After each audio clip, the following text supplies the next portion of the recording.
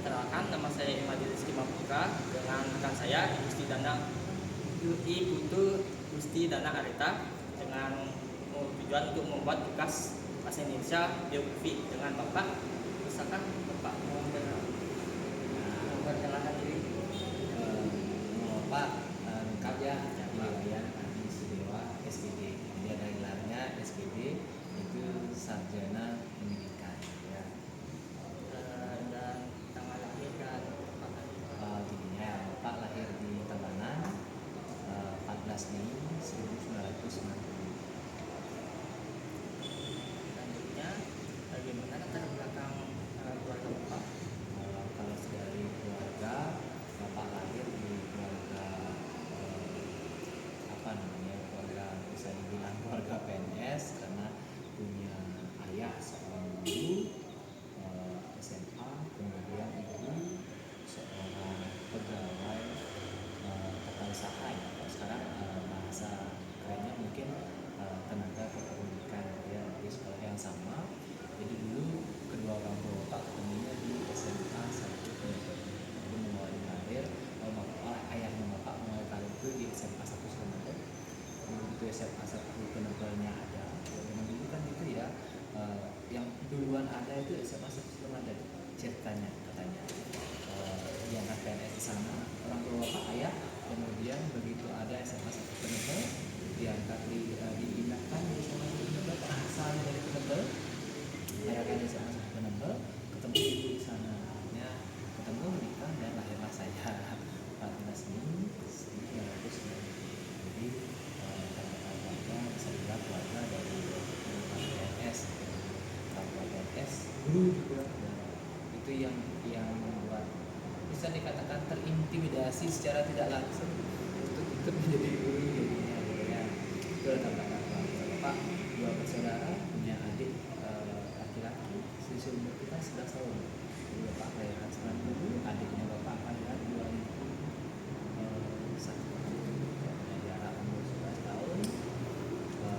Bapak sebagai guru, kalau adik kemarin selesai studi di teknik sipil, sekarang kerjanya di bidang produksi. Itu mungkin untuk latar belakang sekilas ya. Terus selanjutnya kan Bapak ini kan guru matematika di SMA 1 Tabanan. Apa sih yang menyebabkan Bapak tertarik sama matematika? Yang menyebabkan menjadi guru matematika gitu mungkin ya. Kalau tertariknya sebenarnya tidak ada ketertarikan khusus di salah satu mapel.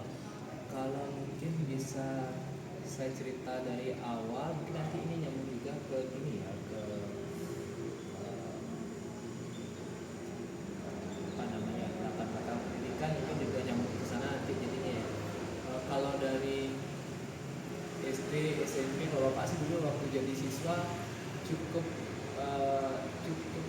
memiliki kemampuan lah di bidang akademik gitu ya. Jadi sempat dipilih oleh guru untuk ikut lomba-lomba di bidang mata pelajaran, tapi tidak mengkhusus ke matematika karena jujur saja kalau matematika itu kan kayak saingannya banyak gitu ya. Jadi dari awal saya sempat ikut di lomba olimpiade lah, jadi kalau zaman dulu kan olimpiade yang terkenal gitu ya, di bidang fisika SMP dan SMA, beralih ke kimia, sempat ikut ya. Kalau zaman sekarang kan mungkin namanya klub ya, kalau dulu namanya sangar biologi, tapi prestasinya di kimia jadinya. Nah, ketika memilih melanjutkan ke perguruan tinggi, jujur aja ketika melanjutkan ke perguruan tinggi tidak ada bayangan ya, tidak ada motivasi nanti mau lanjut kemana gitu, tidak ada sama sekali.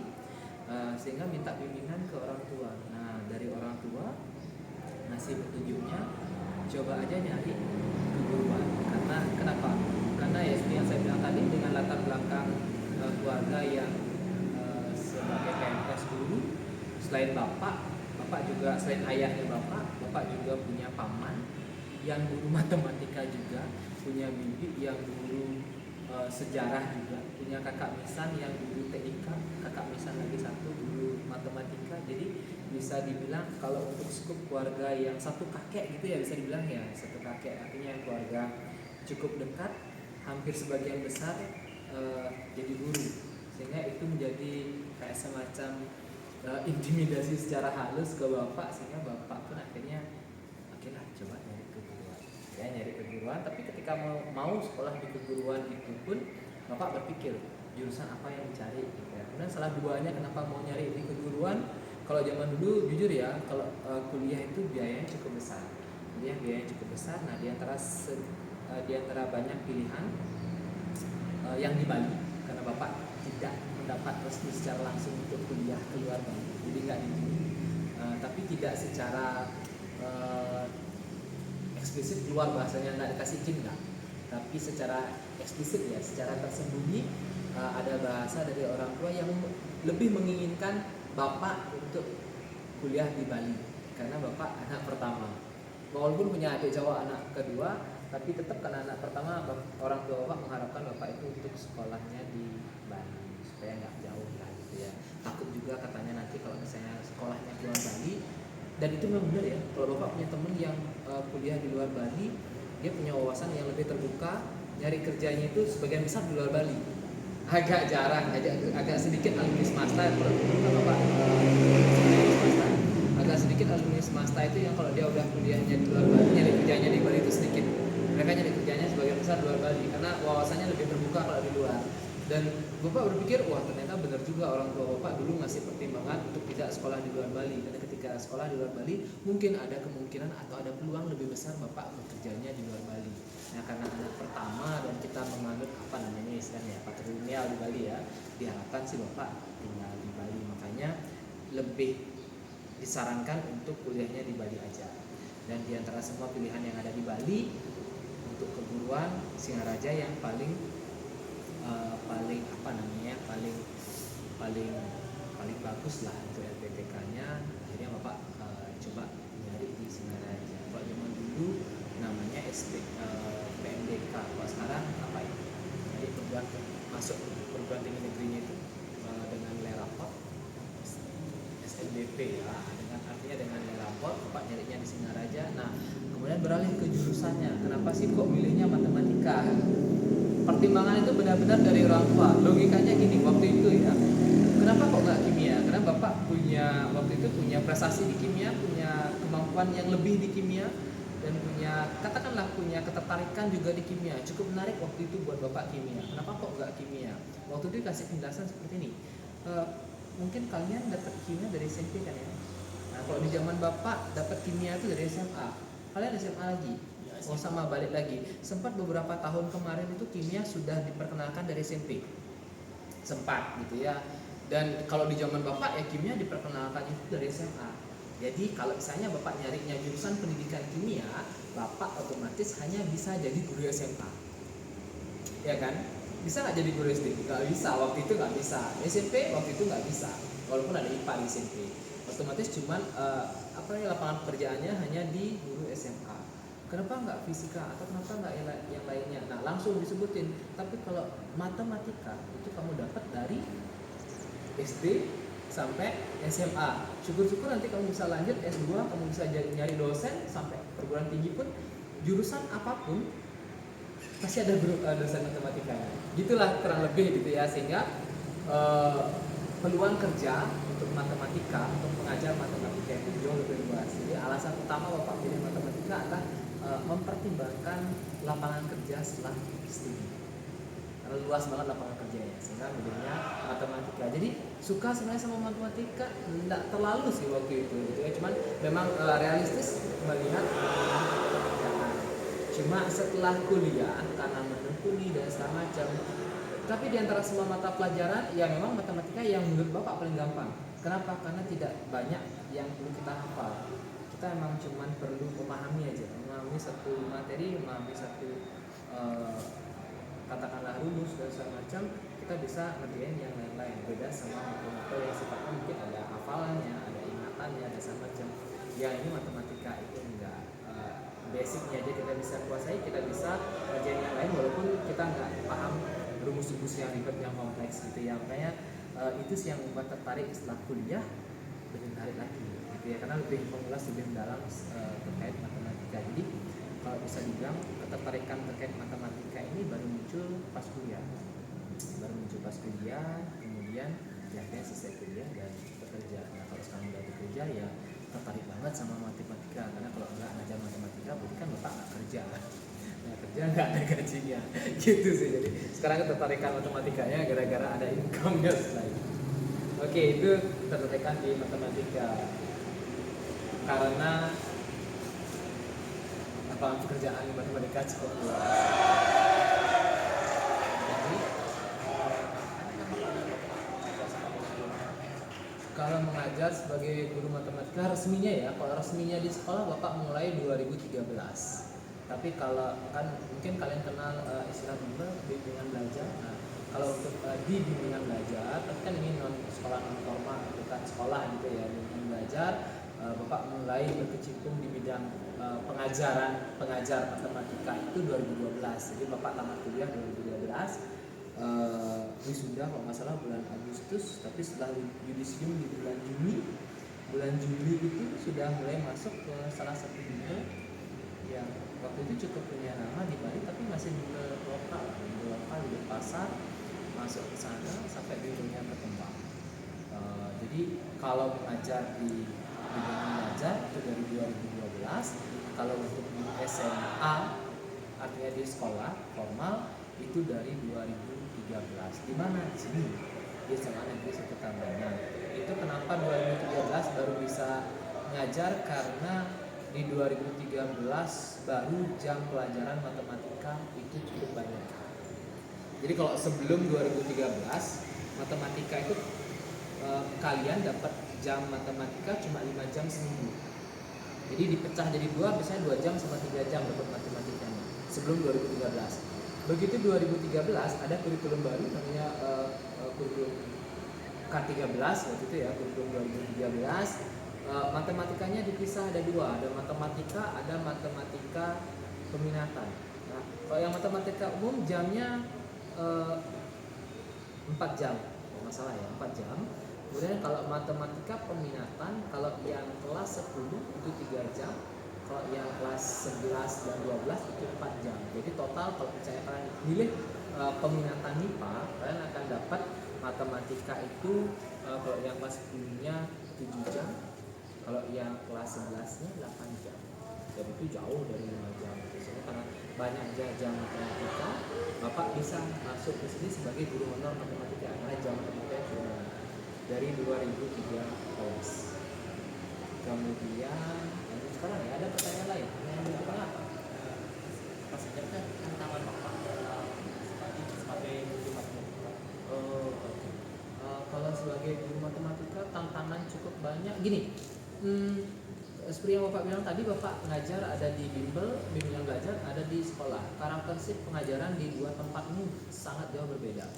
Kalau di bimbel, saya lebih dituntut untuk benar-benar menguasai materinya. Pembelajarannya di sana lebih ke kalau di model pembelajaran itu ada namanya model pembelajaran konvensional. Jadi kita ngejelasin ke peserta didiknya. Jadi benar-benar kayak ceramah gitu ya. Kalau di bimbel itu lebih ke ceramah. Jadi kita yang benar-benar kayak ngasih materinya ke siswa. Sementara kalau di sekolah itu udah mulai berubah paradigmanya. Kita diarahkan untuk tidak ceramah, tapi lebih mengarahkan untuk siswanya sendiri yang belajar menemukan sendiri konsepnya. Jadi itu dua pendekatan yang sangat jauh berbeda, sehingga ketika kita terbiasa di bimbel baru masuk ke sekolah agak berat jadinya, karena kita harus bisa membiasakan siswa untuk yang dia sendiri yang harus nemuin. Kita nggak boleh nih ngasih tahu gimana caranya ke siswa dan semacam, ya memang harus siswanya sendiri yang belajar. Jadi kendalanya adalah mengajar di dua tempat yang berbeda dengan karakteristik yang berbeda, itu harus benar-benar menyesuaikan diri banget. Nah kalau di bimbel saya lebih memperdalam lagi kemampuan saya terkait konten materi matematikanya, karena kalau di sana mungkin akan ada pertanyaan-pertanyaan dari siswa yang sifatnya konten banget, itu yang jadi ya kita harus tahu paham materinya.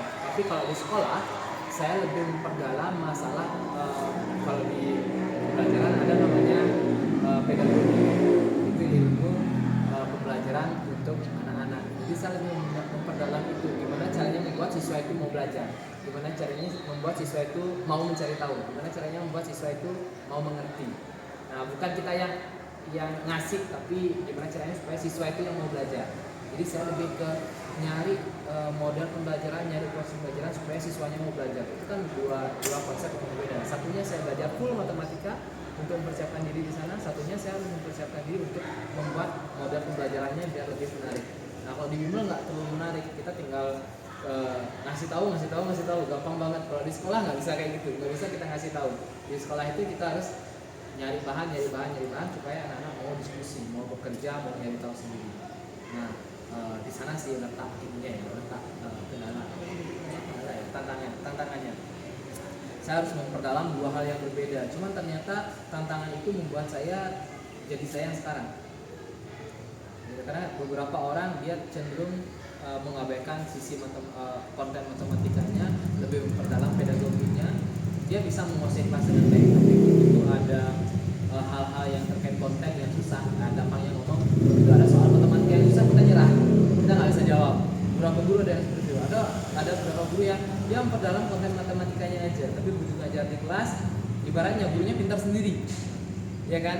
Gurunya kalau kamu tanya soal matematika yang susah dia bisa jawab, tapi kalau disuruh ngejelasin ke siswanya dia nggak bisa, atau disuruh gimana caranya biar siswa mau paham itu dia berat, dia nggak bisa. Nah itu kalau kayak gitu berarti dari segi pedagoginya berat. Nah Bapak bersyukur dua itu bisa berkembang dulu. Cuma di tahun-tahun ini Bapak mengalami kebosanan dalam dunia kerja, dan kalian pasti saat akan mengalami itu. Jadi tantangan yang paling berat di kerja itu ini sih sebenarnya sekarang itu tahun-tahun ini nih, tahun-tahun dimana saya merasa bosan dengan rutinitas pembelajaran yang setiap tahun seperti ini. Jadi memang harus ada penyegaran dari segi tugas. Makanya kalau di matematika Bapak berusaha untuk tidak ngajar matematika yang sama. Jadi nggak selalu di kelas bisa kelas ulang, bisa kelas tujuannya sih untuk mengurangi kebosanan ini. Tapi jujur aja, mungkin karena kalian juga bisa Bapak di tahun-tahun ini Bapak merasa agak sedikit membosankan pekerjaan, karena cukup lumayan ya. Coba bayangin aja dari 2013 sekarang 2025, itu udah berapa tahun? 12 tahun. Kalian belajarnya dari umur berapa? 6 tahun kan? Sekarang umurnya berapa? Baru 10 tahun kan? Merasa bosan gak ini siswa? Dan saya ngajarnya udah 12 tahun. Bayangkan itu perasaan yang kayak ya ini harus saya, ini yang bisa mengatasi ya diri saya sendiri. Tapi untuk sekarang tantangan terberat saya adalah rasa jenuh menghadapi proses pembelajaran yang hampir mirip setiap saat. Itu sih.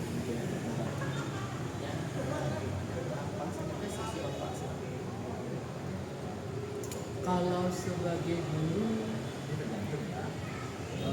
Kalau prestasi itu kan apa pengertian prestasi dulu? Ayo.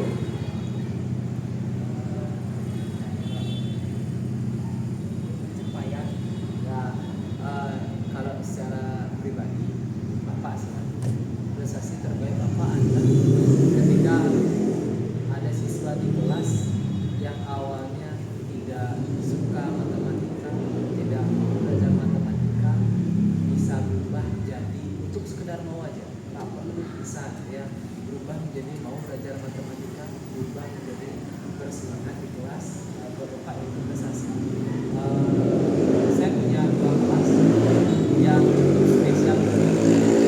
Saya lupa tahunnya berapa, yang jelas di tahun itu IPA itu sampai IPA 11, dan Bapak ngajar di kelas IPA 11, kelas yang sebagian besar guru mengeluhkan untuk mengajar di sana.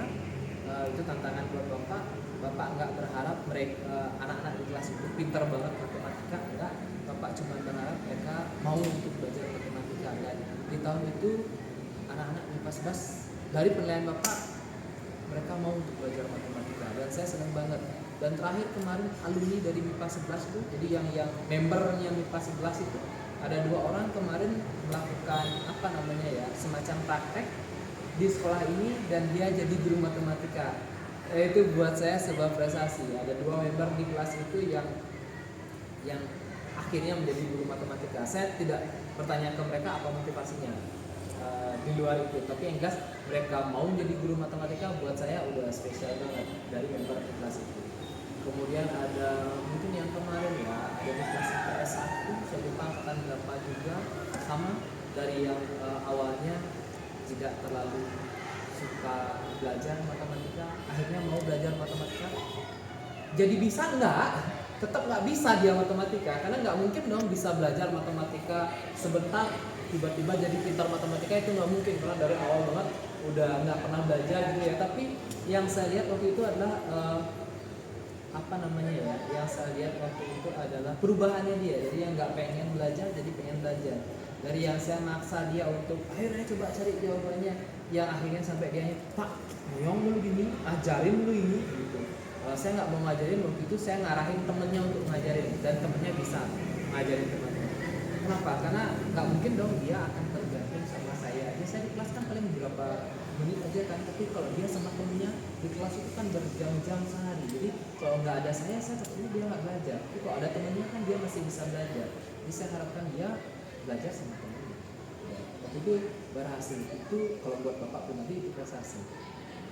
Tapi di luar itu, kalau prestasi yang sifatnya profesional gitu ya, di tahun 2000, saya lupa lagi 2000 berapa, tahun 2015 kalau tidak salah, UKG itu uji kompetensi guru ya. Saya ikut UKG, semua guru ikut UKG, semua guru ikut UKG. Waktu itu saya nggak tahu berapa nilai saya, nilai UKG saya nggak tahu. Yang jelas di tahun 2016 itu ada panggilan untuk guru-guru yang nilai UKG-nya bagus, ada panggilan untuk ikut diklat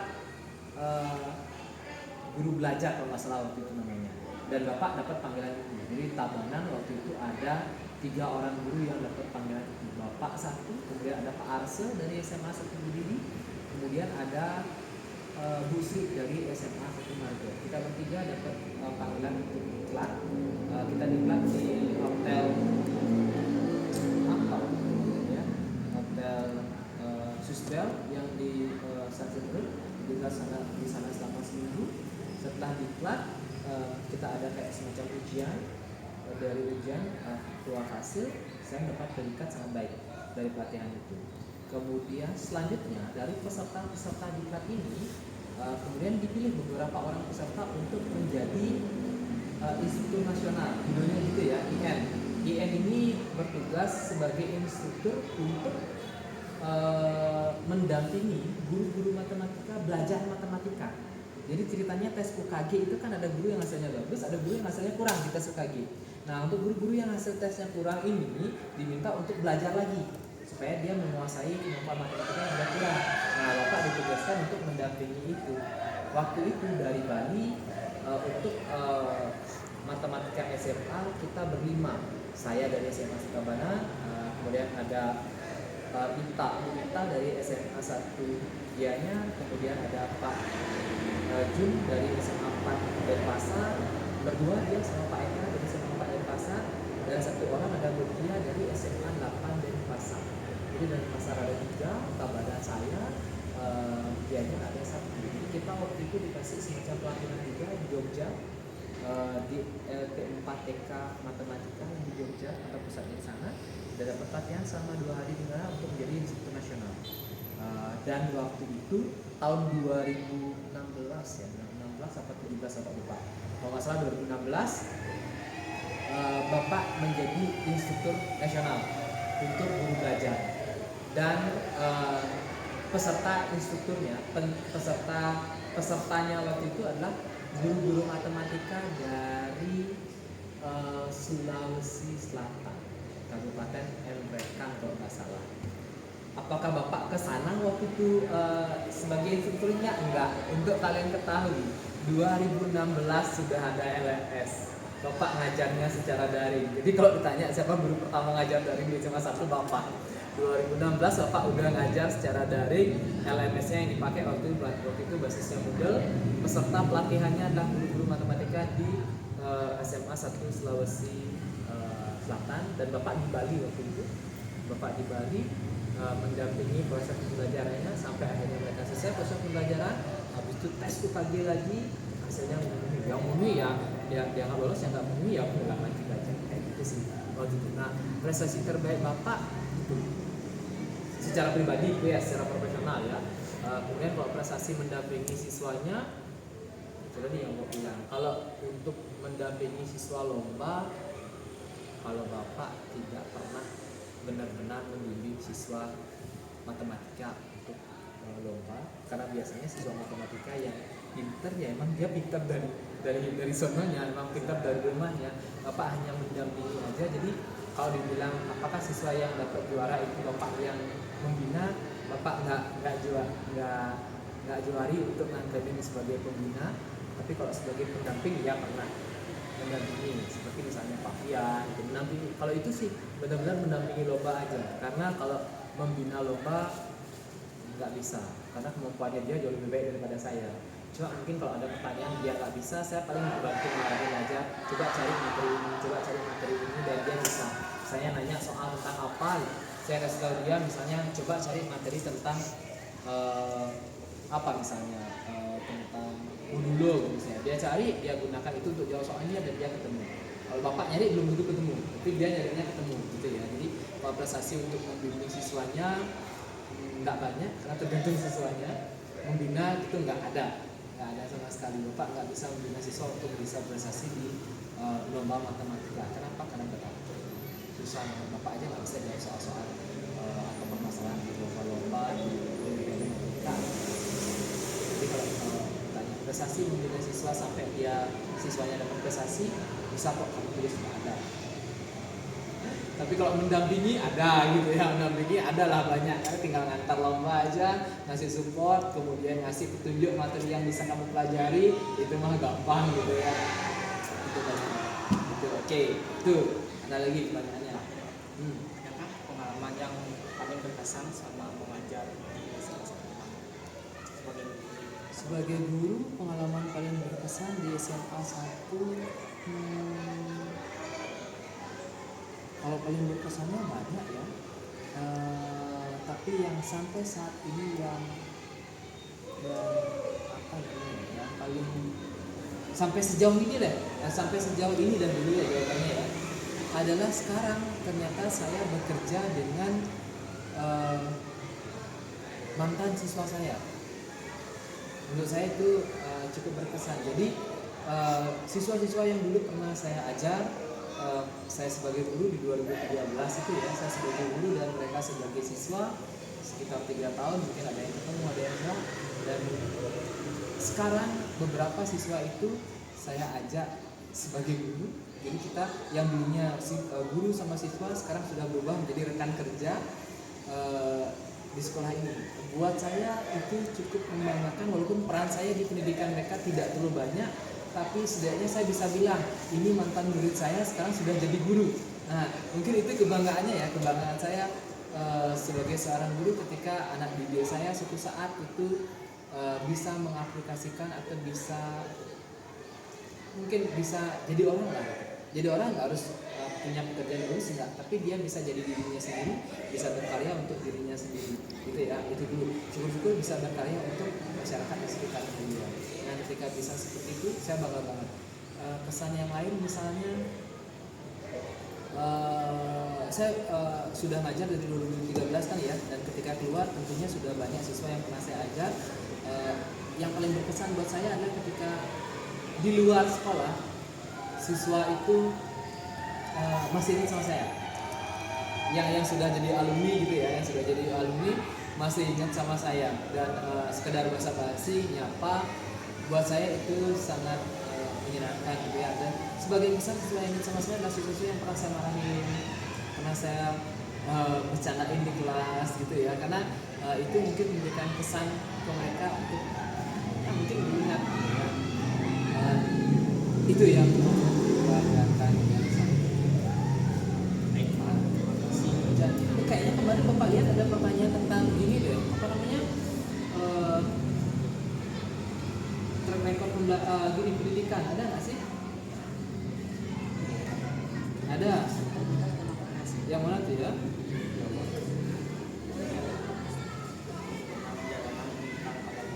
Oh, perjalanan pendidikan awal. Udah tadi itu ya. CV-nya belum ya, belum nyebutin saya SD di mana, SMP di mana, SMA di mana. mungkin tak tambahin aja di video, siapa tahu nanti kalian mau tulis itu kan ya. Jadi kalau bapak SD, pertama kali SD itu di SD 2 Penebel, masuk pertama gitu ya. Kalau TK Pancakirti namanya Penebel, asal asli bapak kan Penebel. Tapi bapak SD nggak selesai di sana. Begitu bapak kelas 2 SD waktu itu, bapak pindah ke Pupuan karena ikut orang tua. Kan orang tua dulu pindah juga situ ya. Bapak ikut pindah ke Pupuan, di Pupuan bapak sekolahnya di SD 2 Pupuan. Itu tempatnya di Banjar Semoja namanya. Tamat SD-nya di sana, SMP-nya bapak lanjut ke SMP 1 Pupuan. Itu deketan sekolahnya sama tempat tinggal waktu itu. 3 tahun di SMP 1 Pupuan.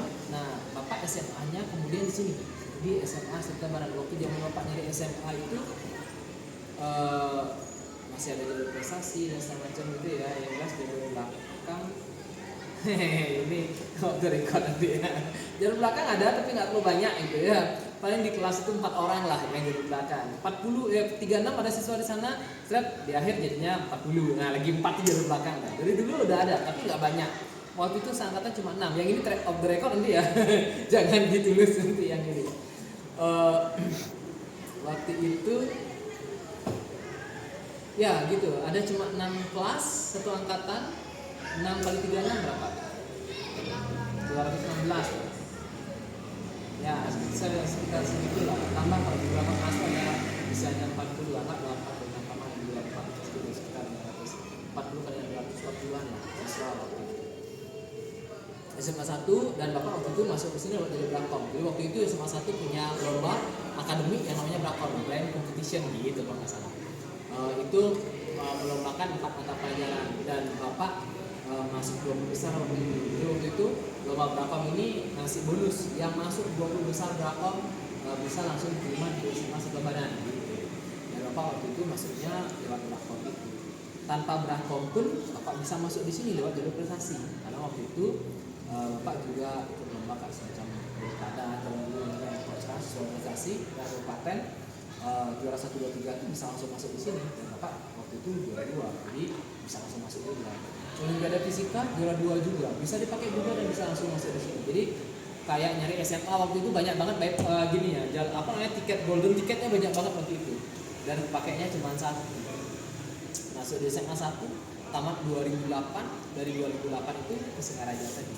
Ya, yang ke Singaraja kan udah cerita tadi ya. 2008 ke Singaraja, tamat 2012 dan sampai sekarang masih S1 sama pendidikan. Belum ada kepikiran untuk S2 karena sampai saat ini bapak belum menentukan alasan penting untuk menambah ilmu ke S2. Kalau nanti udah, nah ini bedanya antara orang dewasa sama kalian. Bedanya apa? Ketika kalian dewasa, kalian tidak akan belajar hal-hal yang menurut kalian tidak penting. Kalian hanya akan belajar hal-hal yang berguna buat kehidupan kalian dan kalian nggak akan dipaksa untuk belajar. Karena kalian udah menganggap itu penting, kalian pasti akan belajar. Nah, ketika nggak ada hal yang kalian nggak penting, kalian nggak akan belajar. Itu artinya kalian tidak akan berkembang. Kalau nanti kalian kerja atau beraktivitas di beberapa tempat, kalian pasti akan dituntut untuk menguasai satu hal dan kalian pasti akan dituntut untuk belajar itu. Ambil contoh apa deh misalnya ya? Nanti cita-citanya menjadi apa? Kapal pesiar, Pak. Kapal pesiar. Belum tahu. Yang kapal pesiar deh, misal. Udah nih kerja kan di kapal pesiar. Habis itu perlu kuliah dong? Iya, Pak. Ya nggak? Kuliahnya di mana? Di Surabaya. Jurusannya apa? Electrician. Hah? Electrician. Apa? Electrician, Pak, kayak perkabelan gitu, Pak. Itu yang bapak maksud.